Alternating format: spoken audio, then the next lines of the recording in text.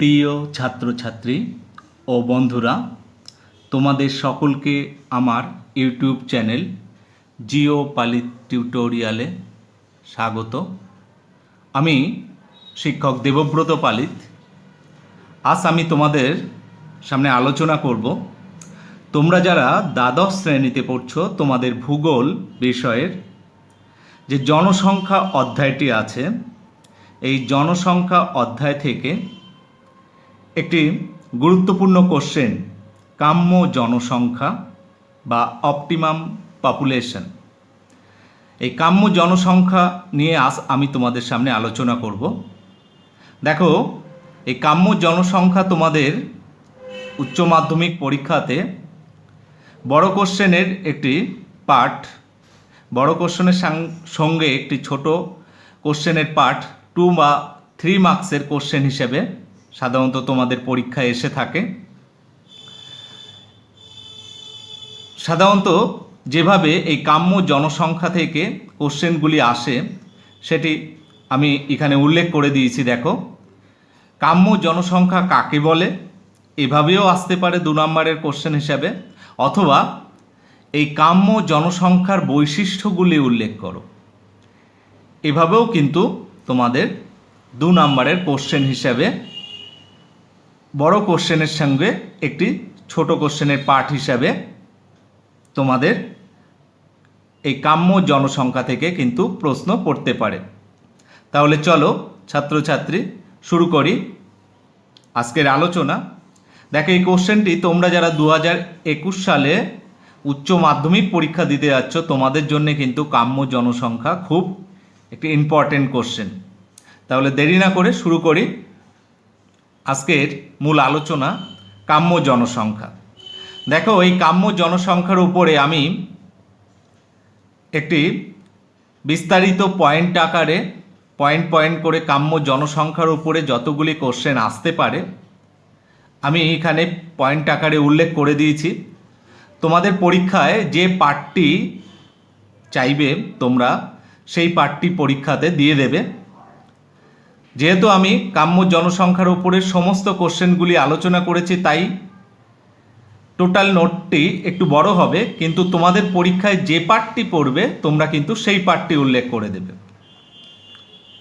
দেখো, প্রথমে আমি উল্লেখ করেছি কাম্য জনসংখ্যা কি। দেখো, এটি তোমাদের পরীক্ষাতে না লিখলেও চলবে, কিন্তু একটি কাম্য জনসংখ্যা সম্পর্কে একটি ধারণা তোমাদের তৈরি করার জন্য আমি এই কাম্য জনসংখ্যা কি এই পয়েন্টটি আমি এখানে উল্লেখ করেছি।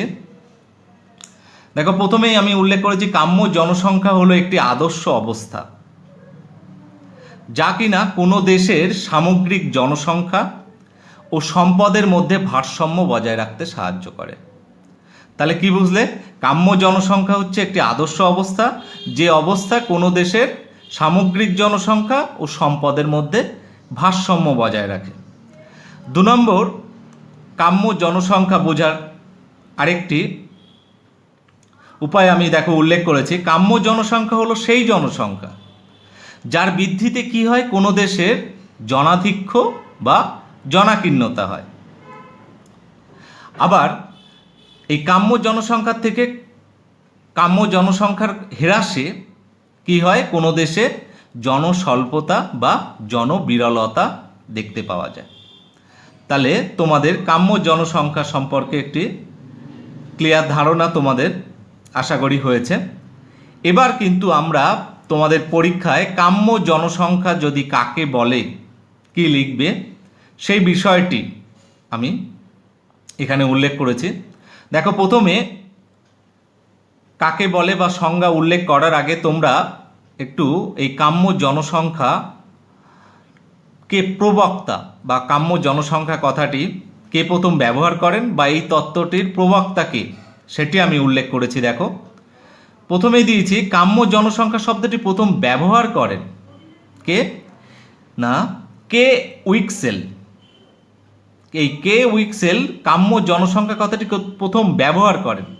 আর এই কাম্য জনসংখ্যা তত্ত্বটির প্রবক্তা, কাম্য জনসংখ্যা তত্ত্বটি যারা প্রথম ব্যাখ্যা করেছিলেন তারা হলেন অধ্যাপক ক্যানন এবং স্যান্ডার্স। এই অধ্যাপক ক্যানন ও স্যান্ডার্সকে কি বলা হয় না কাম্য জনসংখ্যা তত্ত্বের প্রবক্তা। নেক্সট আমি দেখো উল্লেখ করেছি এই কাম্য জনসংখ্যা কাকে বলে। দেখো কোনো দেশের মোট জনসংখ্যা যদি সেই দেশের মোট কার্যকর জমি বা প্রাপ্ত সম্পদের অনুপাতে বেড়ে ওঠে তখন জনসংখ্যার সেই সুষম বা সামঞ্জস্যপূর্ণ অবস্থাকে আমরা কাম্য জনসংখ্যা বলে থাকি। তাহলে কি বুঝলে, কোনো দেশের মোট জনসংখ্যা যদি সেই দেশের যে কার্যকরী জমি মানে যে জমি থেকে সম্পদ উৎপাদন হয় এবং ওই জমি থেকে সম্পদ পাওয়া যায়, সেই কার্যকর জমি বা প্রাপ্ত সম্পদের অনুপাতে যদি ওই মোট জনসংখ্যা বেড়ে ওঠে তখন জনসংখ্যার সেই সুষম অবস্থাকে আমরা কাম্য জনসংখ্যা বলে থাকি। অধ্যাপক জিমারম্যান কাম্য জনসংখ্যার সংজ্ঞা দিতে গিয়ে তিনি কি বলেছিলেন না মানুষ জমি অনুপাতের আদর্শ অবস্থা, মানে মানুষ এবং জমি এই দুটির যখন আদর্শ অবস্থা থাকে তখন আমরা তাকে কাম্য জনসংখ্যা বলে থাকি।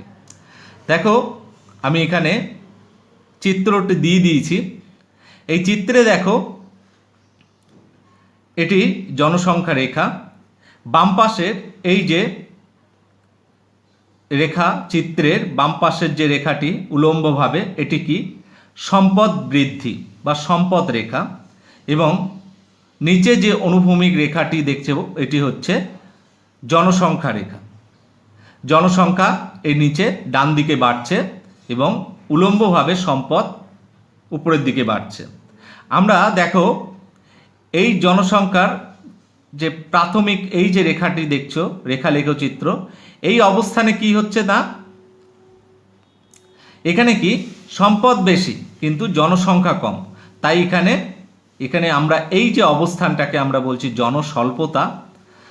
আবার এই যে অবস্থানটি দেখছো রেখাচিত্রের এই অংশে দেখো জনসংখ্যা বেশি, কতটা জনসংখ্যা কিন্তু সম্পদ যদি দেখি খুবই সামান্য, সেই জন্য এখানে কি হচ্ছে জনাধিক্য, মানে জনসংখ্যা বেশি সম্পদ কম, তাই এখানে জনাধিক্য।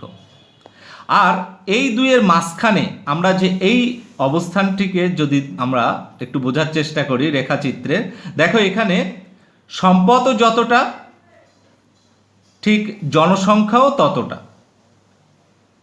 তবে দেখো জনসংখ্যা এখান থেকে এই পর্যন্ত যতটা ঠিক ততটা সম্পদ, অর্থাৎ জনসংখ্যা এবং সম্পদের ভারসাম্য বা সমান অনুপাত লক্ষ্য করা যাচ্ছে বলে আমরা এই অবস্থানটিকে কি বলছি না কাম্য জনসংখ্যা। নেক্সট দেখো কাম্য জনসংখ্যার একটি সূত্র আমি এখানে উল্লেখ করে দিয়েছি, নির্ণয়ের সূত্র। দেখো কাম্য জনসংখ্যা সমান মোট জনসংখ্যা প্লাস তাদের কর্মদক্ষতা প্লাস সংস্কৃতি ডিভাইড বাই মোট কার্যকর জমির ক্ষেত্রফল ইন্টু জমির বহন ক্ষমতা। এটি হচ্ছে এই কাম্য জনসংখ্যা নির্ণয়ের সূত্র। নেক্সট দেখো আমি এই যে কাম্য জনসংখ্যা, এই কাম্য জনসংখ্যা কতগুলি নিয়ন্ত্রক আছে বা এই নিয়ন্ত্রকগুলির উপরে কাম্য জনসংখ্যা নির্ভর করে। সেই নিয়ন্ত্রকগুলি কি কি না, 1 নম্বর সম্পদ উৎপাদনের পরিমাণ এর উপরে কাম্য জনসংখ্যা নির্ভর করে। 2 নম্বর জমির কার্যকারিতার উপর নির্ভর করে। 3 নম্বর দেশের জনসংখ্যার পরিমাণের উপর নির্ভর করে। 4 নম্বর সাংস্কৃতিক উন্নতির মাত্রা, সেই দেশের সাংস্কৃতিক উন্নতির মাত্রার উপরেও এই কাম্য জনসংখ্যা নির্ভর করে। সবশেষে আরেকটি 5 নম্বর দিয়েছি উপনিবেশগুলি থেকে প্রাপ্ত সম্পদ, মানে সেই দেশের যে উপনিবেশিক দেশগুলি আছে সেখান থেকে ওই দেশে যে প্রাপ্ত সম্পদ বা সম্পদ আসে তার পরিমাণের উপরেও কিন্তু এই কাম্য জনসংখ্যা নির্ভর করে। নেক্সট যে পয়েন্টটি তোমাদের খুবই গুরুত্বপূর্ণ কাম্য জনসংখ্যার বৈশিষ্ট্য, এটি তোমাদের পরীক্ষায় আসার সম্ভাবনা খুব বেশি। এই কাম্য জনসংখ্যার বৈশিষ্ট্যগুলি আমি দেখো পয়েন্ট আকারে বাম সাইডে উল্লেখ করে দিয়েছি এবং ডান সাইডে সংক্ষেপে সেটি বর্ণনা করেছি। প্রথম যে পয়েন্টটি উল্লেখ করেছি সেটি হলো গতিশীল প্রকৃতি, অর্থাৎ সম্পদের সৃষ্টি ও ধ্বংসের সাথে সাথে কি হয় না, কাম্য জনসংখ্যার ধারণাটিও গতিশীল, মানে বাড়ে বা কমে। সেই জন্যে আমরা বলেছি কাম্য জনসংখ্যা কি হয়, গতিশীল প্রকৃতির হয়। 2 নম্বর হচ্ছে পরিবর্তনশীল।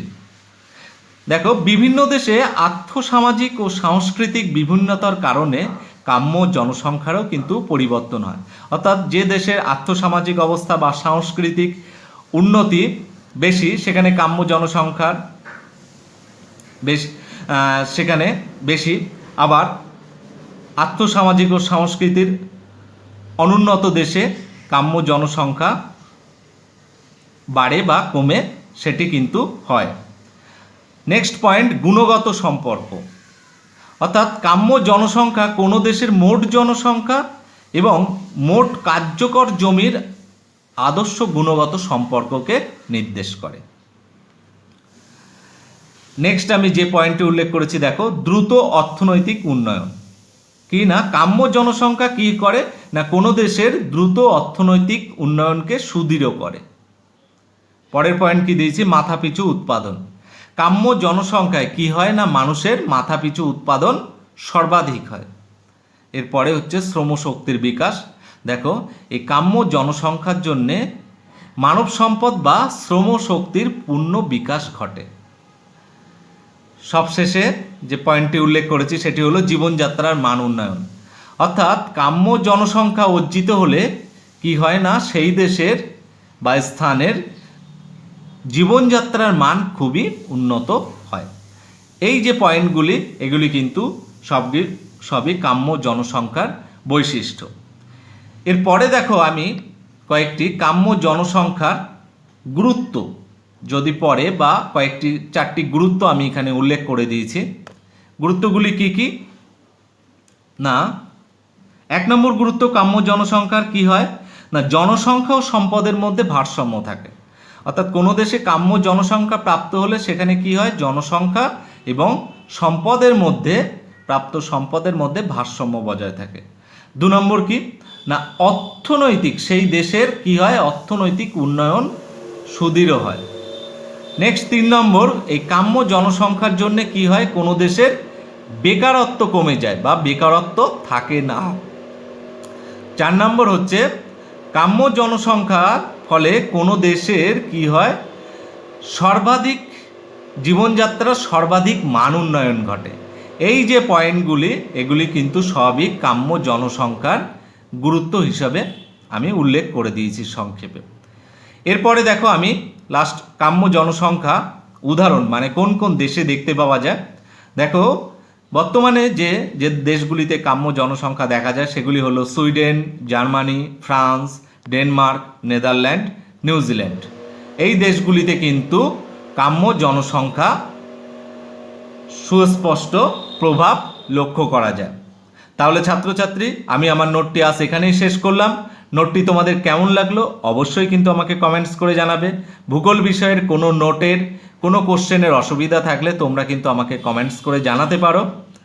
আর ভালো লাগলে অবশ্যই কিন্তু লাইক করে আমাকে উৎসাহিত করবে পরবর্তীতে আরও নতুন নতুন ভিডিও তোমাদের সামনে উপস্থাপন করার জন্যে। আরেকটি কথা, তোমরা যারা 2021 সালে উচ্চ মাধ্যমিক পরীক্ষা দিতে যাচ্ছ, তোমাদের 2021-এর সাজেশানের সমস্ত প্রশ্নের উত্তর বা নোট বা বেস্ট অ্যান্সার কিন্তু তোমরা পেয়ে যাবে আমার এই যে চ্যানেলটি আছে জিওপালি টিউটোরিয়াল। এই চ্যানেলটি যদি তোমরা সাবস্ক্রাইব করে রাখো তাহলে কিন্তু তোমরা আমার এই চ্যানেল থেকে সাজেশানের সমস্ত প্রশ্নের অ্যান্সার কিন্তু তোমরা পেয়ে যাবে। তাই দেরি না করে এখনই আমার এই চ্যানেলটি সাবস্ক্রাইব করে আমার সঙ্গে থাকো পরবর্তী নোটটি পাওয়ার জন্যে। তাহলে আজ এখানে ওকে, বাই।